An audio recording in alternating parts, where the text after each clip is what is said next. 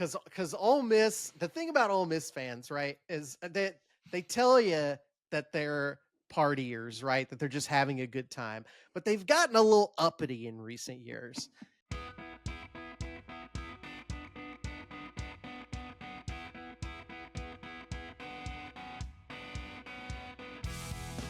Hey, welcome to Beat Everyone. I'm Ben Flanagan with AL.com. And so on this show, we've talked here about which Alabama running back we would hand the ball to on 4th and 1. Who is the guy that we trust to pick up that yard when it matters most? We've talked about a Hail Mary situation, right? Where we wonder which quarterback do we want throwing the pass and which receiver do we trust to come down with it. So now we're going to switch to the other side of the ball. Which linebacker is helping Alabama make the stop that they need to win a game? Whether it's make the tackle, record a sack, call the play, tip the pass, get an interception, whatever it takes to make sure that the offense doesn't make a positive play with everything on the line. Which Alabama linebacker all time do you trust to do that? And helping me through this is Beat Everyone producer Matt Scalisi as usual. Matt, are you up for this? Yeah, I'm probably gonna get too in my head about the criteria here, but when we're talking about a one play situation, right? Yes. One play. Yeah. Yeah, that's what I was going to ask. Like, where do you start? What are your criteria for picking this Well, hypothetical? Like, I mean, I should stress too, Matt, real quick. This doesn't necessarily have to be a Saban era player, right? Like, we right. obviously focus heavily on that period on this show. And frankly, in this conversation, we're likely to focus on the Saban era, just given the stature of the position under Nick Saban. But pick who you want here. What are your criteria? Well, like it's funny because I think there's two separate things here. I think there are guys who I would say are more explosive, right? And so they're more likely to make a big play in a one play scenario. But there's also the guys that are more consistent. And if you want a starting middle linebacker, for example, for an entire season, it may not be the most explosive guy. It may be the guy that's the most consistent, that's making good decisions and good calls and helping the whole defense. So there's slightly different ways you could go here, I think, and still come up with the answer. Yeah, just to run through some of my criteria, the boxes that I'm trying to check here. Like above all, Matt, like with this position in particular, I want football IQ. I want football acumen, a field general, somebody who sees everything before it happens, knows how to diagnose what's right in front of them, make adjustments in real time. I want a ball hawk, the guy who's always around the ball, has this sort of sixth sense for where it's going on the field. He always seems to have kind of a piece of every play, even if he doesn't make the actual tackle. Tackling, for that matter, he's an elite tackler. He isn't just laying the boom, like getting the big hit. He's actually wrapping you up with some form tackling technique. When the guy is in the area, there is no escape. No matter what you do, you obviously need strength, size. You want to be stronger and faster than the other guy. And that's obviously hard when you're running down elite wide receivers and running backs and quarterbacks, other skill position players. But this is the kind of demon that Nick Saban would recruit, certainly, and guys that certainly existed before the Nick Saban era. So those are the things that I'm looking for. Yeah, Saban definitely has, I would say, a taste for very cerebral linebackers. I mean, the guys who have played that position for him are absolute physical freaks. There's no question about it. But I think they're also some of the smartest guys to ever play that position in football. And, Saban asked a lot of them. And I think the guys who emerged as his starters and his go-to, especially the multi-year starters at linebacker for Saban, tended to be some of the most impressive football players I have ever gotten to talk to in years and years of covering the team and the sport. Well, let's get into it, Matt. I want to hear your pick. I want to hear why. I want to tell you that you're wrong or right. So who's your guy? Game's on the line. You need to stop. This is your linebacker. So there's a couple of different ways my heart is pulling me. And one of them might be recency bias because we've been doing all of this film watching for our top 15 games that we're doing every Thursday. But I saw a play from CJ Mosley's freshman season where he jumped a route against Florida for a pick six.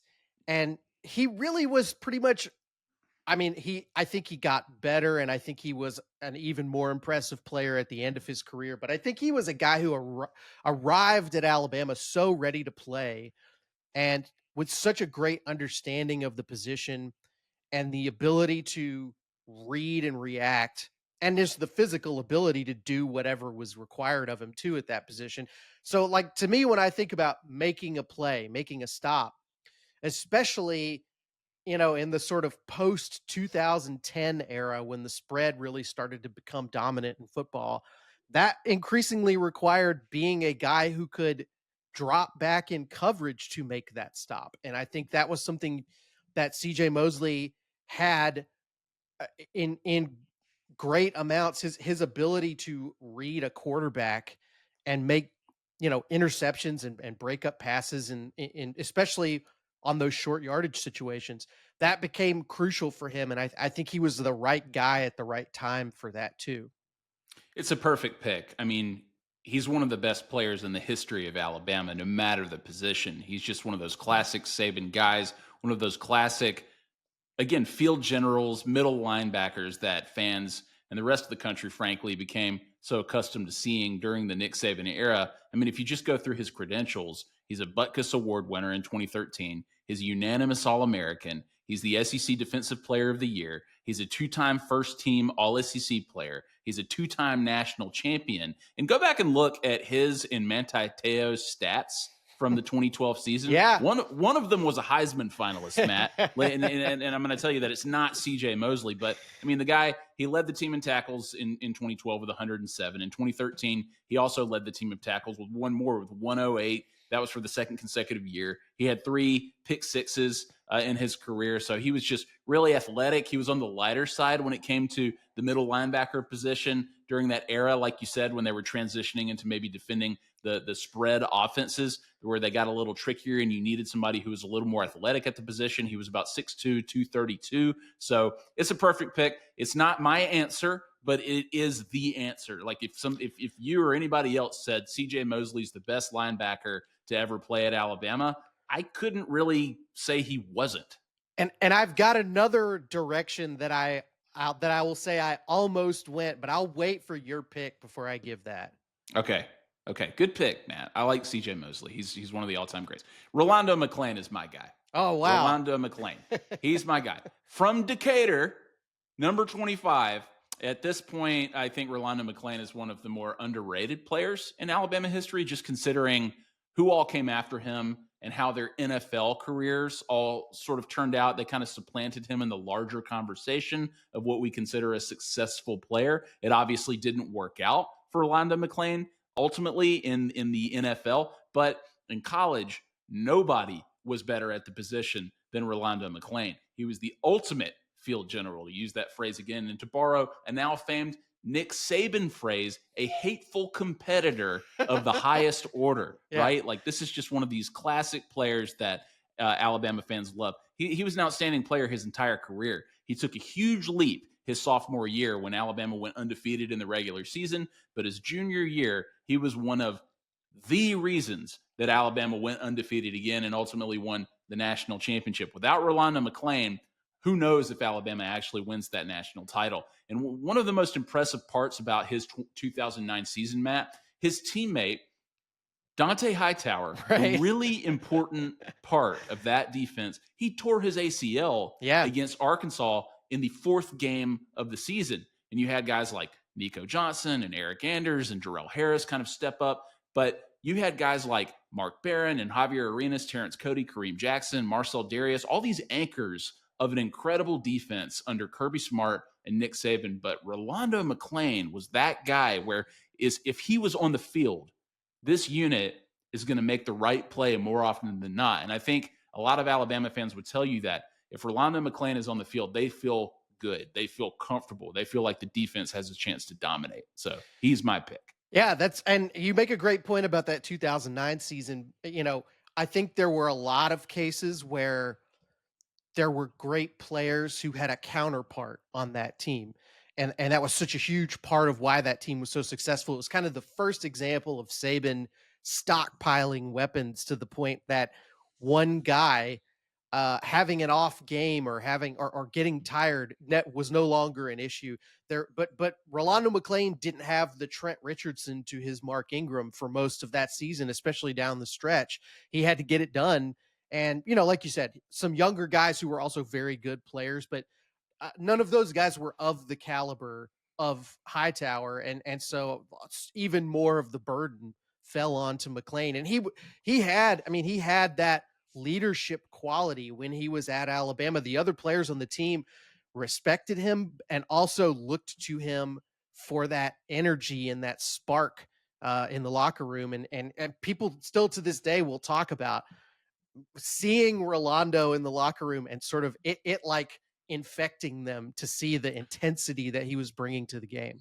Yeah, there's that famous story, right? That Alabama players are getting the Gatorade cooler ready to go at the SEC championship. They're going to hit Nick Saban with it. And Rolando McClain steps in and says, "No, job's not done yet. We haven't won the national championship. We'll do this when we win that game." I didn't see that happen. We've obviously heard that secondhand, but it makes sense, right? And it just sort of adds to this mystique that we have with Rolando McClain. Again, is that field general type, big guy too, 6'4", 250, Butkus Award winner like C.J. Mosley, unanimous All-American, SEC Defensive Player of the Year, two-time first-team All-SEC, national champion. So their credentials are super similar, but they're again, that football IQ, that acumen, and also that athletic ability, also very similar. You trust either one of these guys. Rolando would also be my pick if the category was I need one guy with me to win a fight.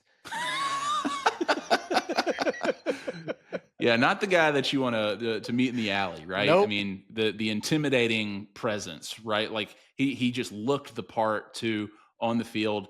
I'm sure off it as well, Matt. But I mean, he just is again a guy that I think his players, his teammates, obviously respected, like you said, that he intimidated other players, but also that fans, as they're watching the game, like I mentioned, that trust factor that they trusted Rolando McClain to sort of be in control when he was the linebacker. He was the Saban surrogate on the field, right? Calling the plays, making sure everybody was set, making the adjustments when they needed to, when he saw trouble on the other side of the ball. So McClain was just so sturdy, so reliable. And if you need one play, to me, he was the guy.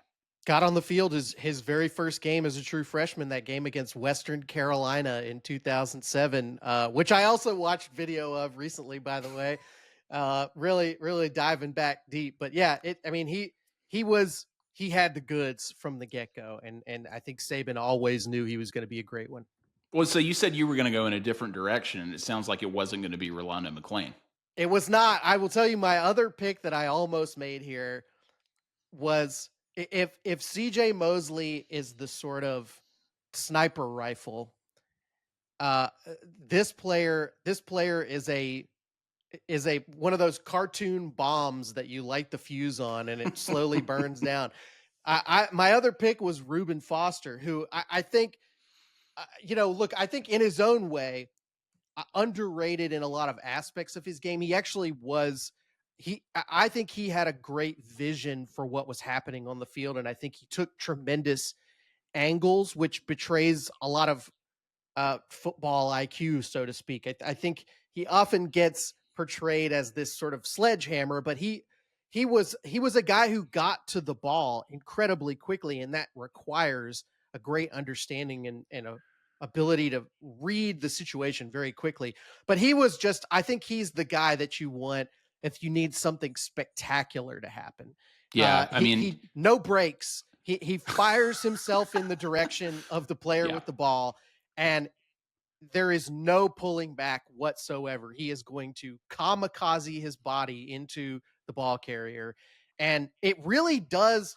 I think Saban would probably say every play is its own game, right? You don't want emotion to be a part of the game, but that's not how Reuben Foster played. Reuben Foster would make things happen that would I I think emotionally affect both teams when he was out there. I think it would demoralize the opponent, and I think it would fire up the Alabama bench when he would do things like making those huge tackles that we talked about on kick coverage, or just sort of firing through a gap and hitting the running back 5 yards behind the line of scrimmage. That's the kind of thing that I think his unique athletic ability and his hunger to make a huge play would create these sort of big momentum shifts in the game. Now, I don't know that he was as consistent a player as the other guys we've talked about, but in terms of creating a lot of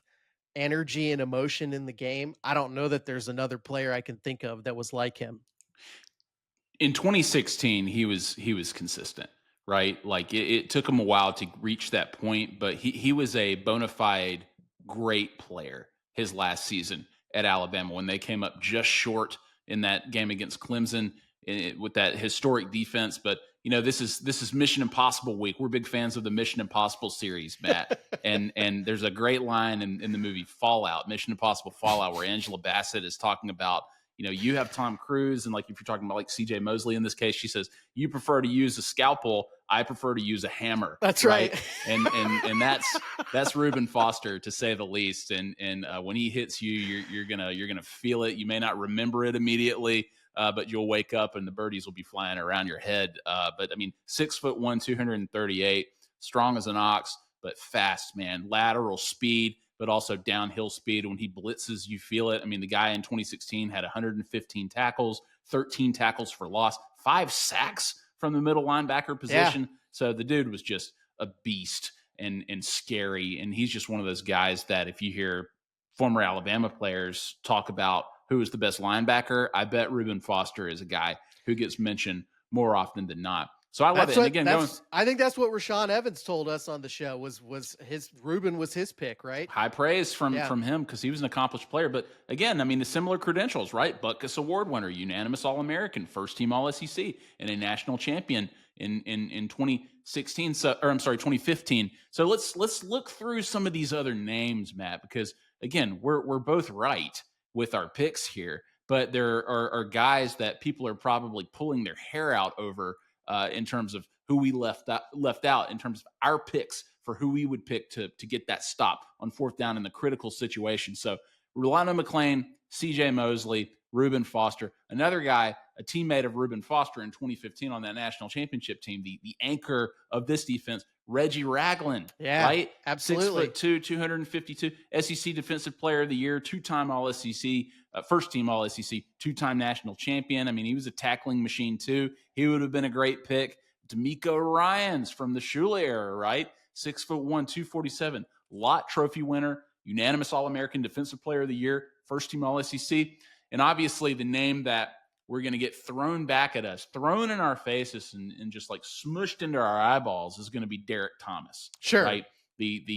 According to AL.com readers back when we did the bracket, who's the best football player of all time, let alone linebacker, they picked Derek Thomas. This guy, Butkus Award winner, unanimous All-American, SEC Male Athlete of the Year, two-time first team All SEC, 52 career sacks. That was an SEC record, is an SEC record, I believe. 68 tackles for loss. So the guy's just unbelievable. Other names like Dante Hightower. Nobody talks about Dante Hightower anymore, Matt, but we mentioned him during the Rolando McClain conversation, but Dante Hightower, unbelievable player. Cornelius Bennett, another unbelievable player. Biscuit. So yeah, there are just these amazing linebackers, and we could go on and on and on and on and on. I mean, if you're just talking about like career stats, right? A lot of these guys pop up. CJ Mosley is a guy who pops up because he played from his freshman to his senior year, right? So like career tackles, CJ Mosley had 319. He was third all time at Alabama. D'Amico Ryans, 309 tackles, fifth all time. Cornelius Bennett, 287. Single season, D'Amico Ryans had 126 tackles. That was good enough for second all time.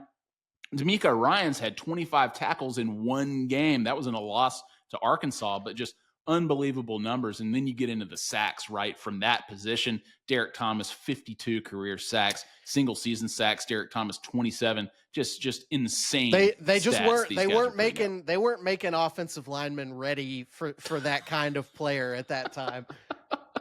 That's probably No, back that's back when you could probably conceivably get a 250-pound guy at an SEC starting offensive lineman spot. no, unbelievable. Well, we want to hear from you. Like, who did we screw this up? I don't think so. I feel confident in my pick. CJ Mosley was on my short list for the linebacker that I would trust with the game on the line. Why wouldn't you? I mean, you've got multiple national titles under their belts. So these are the guys, right? Like, these are the historic greats in the history of Alabama football. So we feel good about it. We want to hear from you though. Let us know what you think. Who we should have picked. Why we're dumb for picking who we picked. But honestly, out of respect for Rolando McClain, I'm going to stick with my pick, Matt. Let's take a quick break here on Beat Everyone. We'll be right back, and we're going to do some blind ranking, and we're going to be talking about some other fan bases you may or may not like, Alabama fans, so stick around. We're back here on Beat Everyone. I'm Ben Flanagan with AL.com, joined by Beat Everyone producer Matt Scalisi, and it's time for another blind ranking. So, Matt, we've done these before. We've ranked underrated wide receivers, concession food. It could be anything that we decide to rank on here. I think this is going to be a fun one, especially for the off season. You know, we get into a conversation a lot about opposing fan bases. On a recent episode of our countdown for the best 15 games of the 21st century, we talked about Texas A&M, right? And what it was like interacting with that fan base. If I went out there in 2013 for that game, I had a great time. They were super nice to me. You went out there a couple of seasons ago and saw that Texas A&M, nice folks out there in College Station, would love to go back out there again for another game. But Matt, it's a different conversation today. Today, you are going to, actually, this is all on you. The pressure's on, right? Matt, rank these fan bases from worst to best without knowing who comes next. Are you ready for this? I am. I will say, I for in my years on Twitter, back when I used to use that website, I've probably been yelled at by every single one of these fan bases. So I would say I'm not biased because I am equally prejudiced against all of them. Okay, so none of this is personal at all then. Okay, so here's the first name. Tennessee. Tennessee fans are sneaky bad. I think you will hear people from the northern part of Alabama say they're the worst. I grew up in Birmingham, so I didn't interact with a lot of Tennessee fans, but I've heard a lot of bad things about them from from our friends up north. So Ben, how many spots do I have here? Five. I should have said that. You I'm have gonna 5 spots. I'm gonna put Tennessee at 3, Oh, right okay. in the middle here. Okay, so you don't mind Tennessee as much. I think I think you're gonna have worse for me. Okay, all right. Well, okay. On that note, LSU. This is going to be controversial for the Beat Everyone audience. I kind of like LSU fans, actually. I'm going to put Why? LSU at Why? 5. I think they're fun. I think like they're the least. It's hard to say they're not obnoxious because they are very loud and they're raucous. But like, I think they're aiming it in the right direction. I think LSU fans are having a good time, and I can excuse a lot because of the sort of boisterousness and the party like nature of the atmosphere. I'm going number 5 for LSU. I kind of don't hate them. Interesting. Okay, Yeah, we'll see. We'll see if that's a mistake here. I've never understood this about LSU fan. Tiger bait, tiger bait. You hear that all the time when you're in bat. Isn't bait meant to catch the tiger? that's true. So I will say I think the other thing you hear about LSU fans a lot is that even though they obviously do yell and harass verbally, that they're very welcoming in terms of their tailgate situation. I've heard many stories of people being invited by strangers in Baton Rouge to come eat their food at their tailgate. So to me, they have a pretty good reputation. all right, probably the best food on the tailgate scene, to say Yeah, the least. I would At say least in so. that part of the country. Okay, LSU number 5. Next, Ole Miss. Now we're getting interesting here. because Ole Miss, the thing about Ole Miss fans, right, is that they tell you that they're partiers, right, that they're just having a good time, but they've gotten a little uppity in recent years. Now especially after those two Hugh Freeze wins that they got over Bama, they started thinking a little more highly of themselves. And frankly, it's hard for me to stomach from a program that has not won an SEC title since the Kennedy administration. So I'm Oh, I'm putting Ole Miss at number 2 here. I think whoa. y'all need to check yourselves. Whoa. Okay. All right. Well, how about this then? Georgia. Oof, man.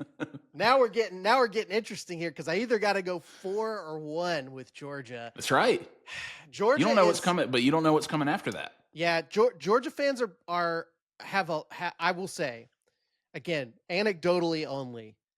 I had an early bad experience in Athens. I was treated very poorly by fans in the stands when this was before I was a journalist. This was when I was there watching a game as a fan.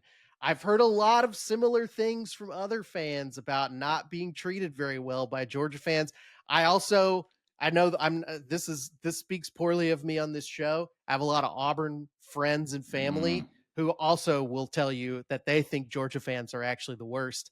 I think I'm going to give Georgia the one spot here. Whoa. Yeah, They bark at people, Matt. There are grown people they're who bark at barking. people. They're also like they've just sort of fully, uh, I would say, appropriated Bama's culture in a lot of ways. You know, Yeah. they're trying to do all of the stuff that Bama did in the Saban era and make it their football tradition.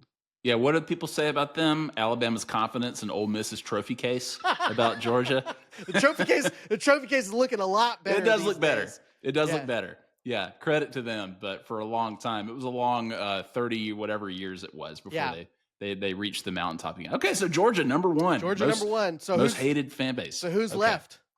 well, you've lost your Alabama card here, Matt, because Auburn is the last pick, and you've put them at number 4. I'd love to know how people feel about I that. If I had it to do over again, I would have swapped Auburn and Ole Miss probably. But I can live with it because again, like look, at the end of the day, Bama fans, the thing you got to know is Auburn fans Auburn fans are they're at least used to us in ways that other fan bases aren't. And sometimes they use that against us. Sometimes they needle us and pick at us at stuff because they know us, they live with us. But they're also, I think, in ways that Georgia fans, for example, don't appreciate. Auburn fans actually they have more respect for us than they would let on. They actually think they know Alabama is good and accomplished and it eats them up. It's why it's such a huge deal to them to beat us, right? So like they rush the field every single time they beat us now. It's a huge deal. It's the Super Bowl for them. They rush the And field when the sun comes up, Matt. but I think Auburn fans, the fact that they probably have had to know Alabama fans their whole life anyway, they've learned to make peace with us. This is not the Harvey Updike era anymore. We're not at the peak of our aggressions with each other. I think things have settled down a little bit, and maybe this is just the 5 in a row talking. Yeah. That could be part of it too. But I will say, they do not, I think, get into it with Bama fans lately the way that Georgia fans do. Man, I think that went in one ear and out the other, Matt, with a lot of these Alabama fans. I mean, if they secretly love Alabama, it's a really well kept secret. They locked the key. They locked their mouths up and threw away the key. No is my response to that. Look, I will say this on the day of the Iron Bowl, these rankings go out the window, and there's no question that they're the of all of these teams, they're the ones that you would least want to lose to, and that probably means they should be number 1. Yeah, what is this, a buddy cop comedy? I don't think we're gonna like get along by the end of this thing and work together. I'm good not having A a Bama partner. fan, that's our movie we got to write. A Bama fan and an Auburn fan handcuffed to each other trying to escape.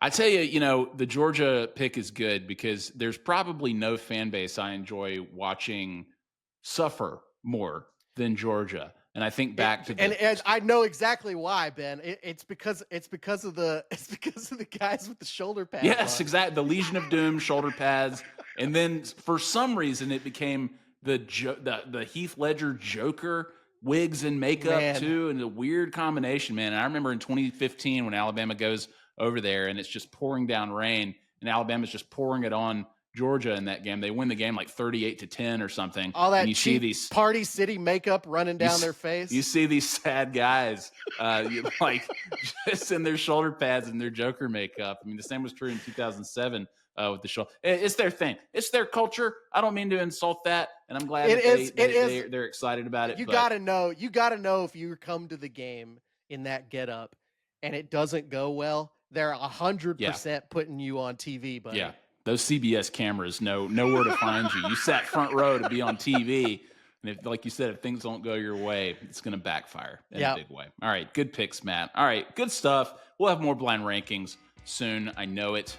You know them. You love them. And Matt, appreciate you taking the brunt of that. His email is, we'll put it up on the screen or something like that. Just And at Matt Scalisi on Twitter. I don't there use you it go. anymore, so I don't care.